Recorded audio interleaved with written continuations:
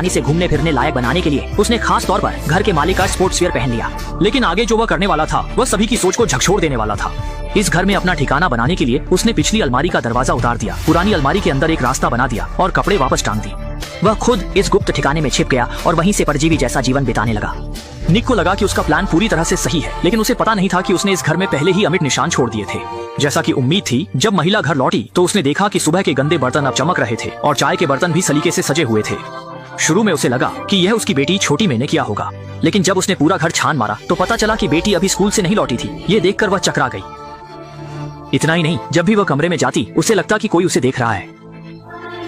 जब उसका पति काम से लौटा तो उसने यह अजीब घटना उसे बताई, लेकिन पति ने इसे गंभीरता से नहीं लिया, क्योंकि पत्नी को मानसिक बीमारी थी। उसे लगा कि पत्नी की तबीयत बिगड़ने से उसकी याददाश्त कमजोर हो गई है और वह किए गए घर के काम को पूरी तरह से भूल गई है। पति की बात सुनने के बाद महिला ने भी इस बात को लेकर और चिंता नहीं की। अगले दिन जब सभी बाहर चले गए, निक फिर से अलमारी से निकला, हमेशा की तरह सारे पर्दे खींचे, फिर फ्रिज से खाना निकाल कर खाया। पेट भर खाने पीने के बाद वह घर का काम करने लगा। आश्चर्य की बात यह थी कि उसने न सिर्फ मालिकन का बेडरूम साफ किया, बल्कि बच्चों का कमरा भी साफ किया, यहाँ तक कि टूटे फर्नीचर की मरम्मत भी की, मानो वह घर का मालिक हो। लेकिन वास्तव में वह सिर्फ यहाँ छिपकर रह रहा एक परजीवी था। जब उसे मालिकों के आने की आवाज सुनाई दी तो वह तुरंत बिस्कुट लेकर चुपचाप अलमारी में वापस चला गया।